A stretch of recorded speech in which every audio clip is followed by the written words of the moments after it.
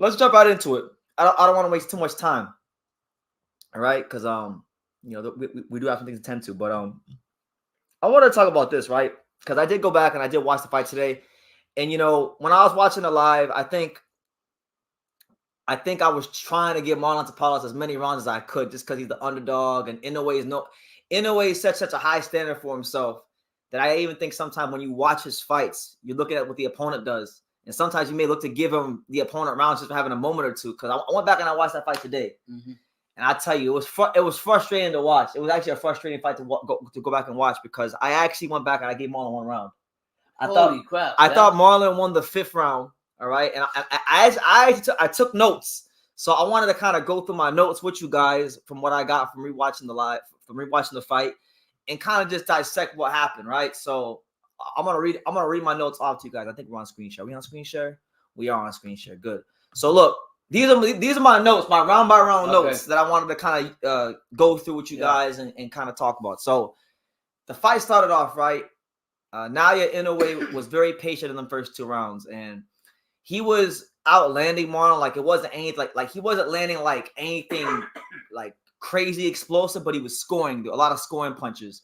Marlon did a really good job, especially early in the fight, of keeping a nice tight guard, and Inoue had to throw a lot of punches to open him up.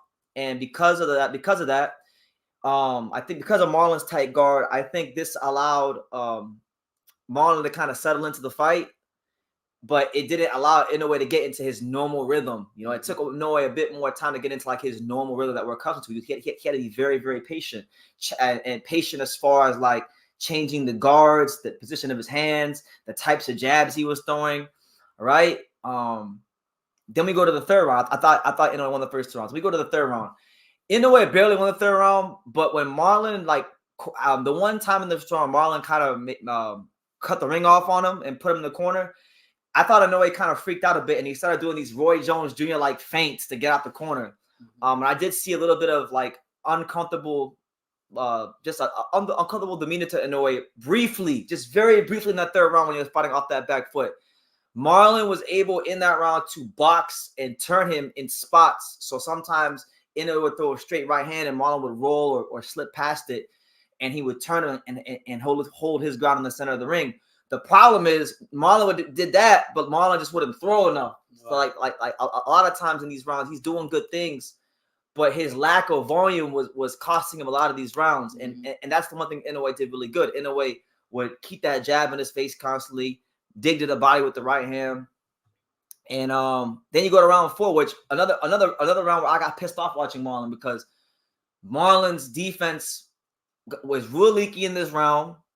He refused to throw, but this is also a round where I thought Marlon, when he closed the gap, he was digging the Inoue body really well, and he even managed to back him up.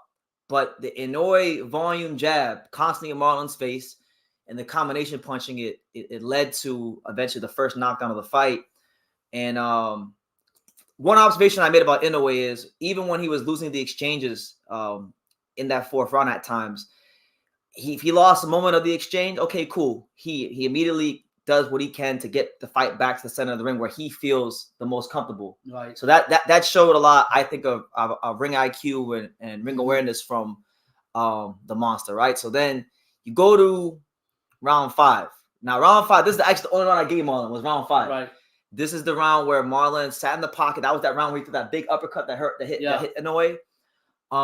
But again, Marlon's leaky defense, it allowed Inoue back into the round, and it made the round closer than it should have been, because Marlon did everything right that round. Yeah. It's just that a defensive lapse here, a defensive lapse there, and Inoue's landing 2 or 3 punches, and it was a swing round. Even though I'm not giving him as a swing round, but I thought he landed the bigger shots that round, so that's why I gave it to him. But even if I didn't give him that round, I could see why people gave that round to Inoue, because it was pretty close. All right, now round 6 and 7, Marlon was doing a lot of posturing, couldn't find the range with his jab. This is where Inoue, I really feel like around this time, this is where Inoue got Marlon's punching range down, because anytime Marlon would throw, his jabs always seemed to fall an inch or half an inch short, and Inoue was right there in the pocket, right? Inoue did a great job in these rounds of landing effective counters and spots. He had a lot more measured approach. around this time in the fight. And then again, Marlon would have moments. Well, I'd watch him. He'd be boxing and turning in a way, sometimes making a miss with that nice tight guard, but he just would not throw enough. And it was pissing me off. It was pissing me off watching the fight back. And then round 8, another frustrating round. This is one of the rounds I thought Marlon could have won. Mm-hmm. I thought up until like the last minute, Marlon was boxing and turning Inoue defensively as well as he did the entire fight. But then again, he undoes all of his work by not throwing any punches. Like he would have like 15, 20 seconds where he's not throwing no punches. And then Inoue would just wait for him to defensively maneuver himself into a bad defensive position and just counter him. Yeah.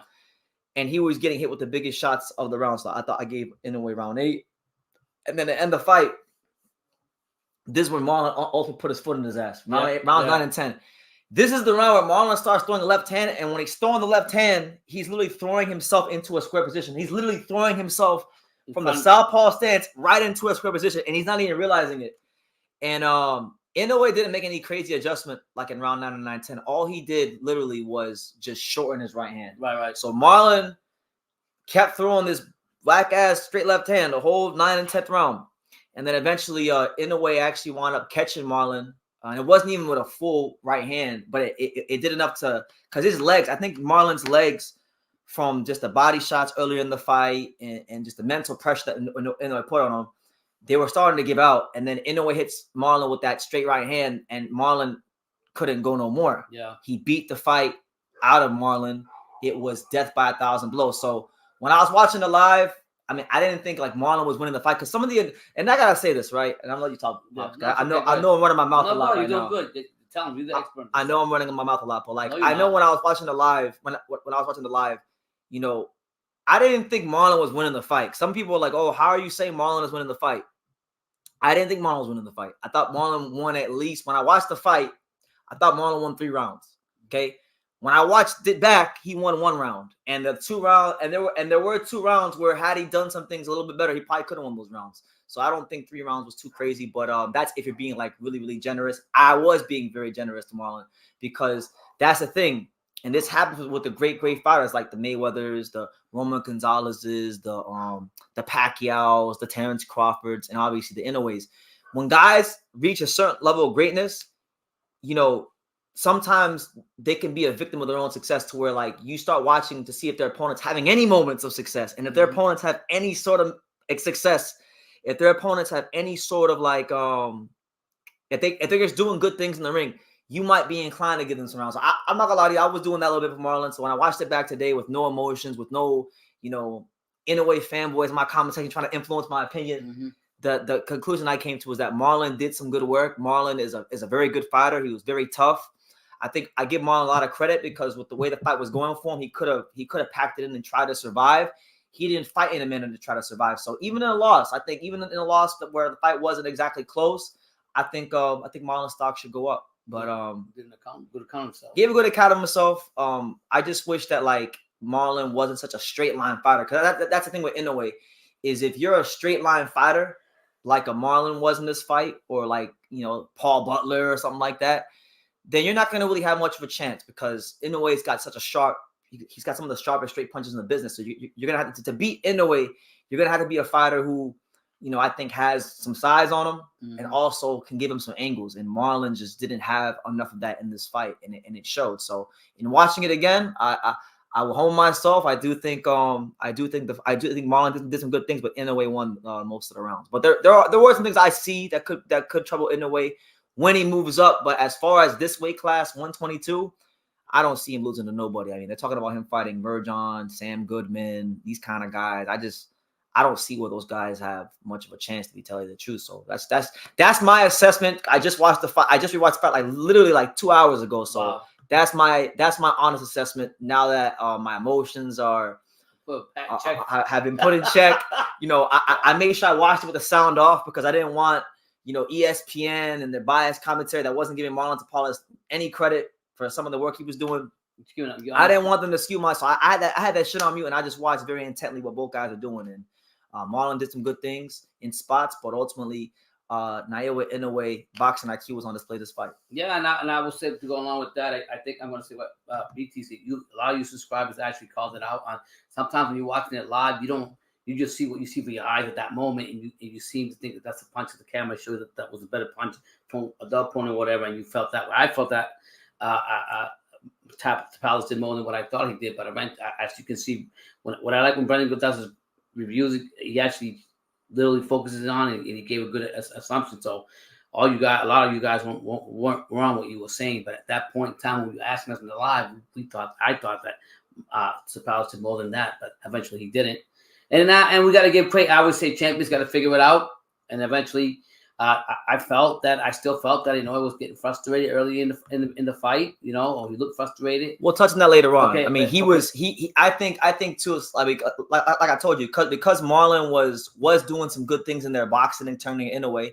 Inoue didn't get to do the normal, come forward, throw 4 or 5 punches in a demolition job type of. I mean, he had to be a lot more patient, a lot more measured, a lot more tactful in this fight. So he did expend a lot of mental energy trying to get to Marlon. But Marlon just didn't throw the volume that he needed to win more of these rounds. So that's what I got when I went ahead and when I rewatched it. So you want to add? Yeah, I just think I'm gonna go what you say. A lot of times I come in here and I watch Brendan watch not just only this fight, other fights the same way. He'll sit back for hours and watch the same fight over and over, and he'll actually take notes. Probably more notes he took here than he did in school.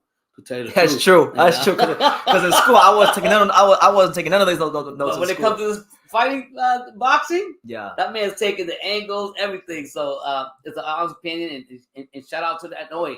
What I like about Inoue, in the end, he made adjustment, knew where to set up Tapales, and took him out like he was supposed to. No, 1,000%. David S. Before I get to the next point, because there are some things with Inoue and Tapales that I do want to run through. David says, the sound effects of the punches from each guy sounded different, which is crazy because Marlon had a lot of pop too. Marlon, I would say, is definitely one of the hardest punchers Inoue has ever fought. I mean, Donaire, I probably say Donaire probably number 1, but then after that, Tapales is definitely sliding in at number 2, and he was able to roll the punches really well and do his thing. So I give the monster credit.